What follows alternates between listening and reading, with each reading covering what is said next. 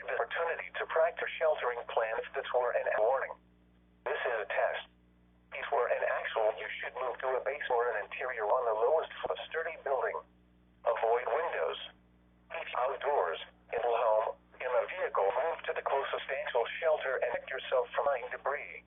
This concludes the tornado warning for the area. We urge you to need to review your plans, practice your plans, and multiple ways to see severe weather and warning information. We now return you to normal programming.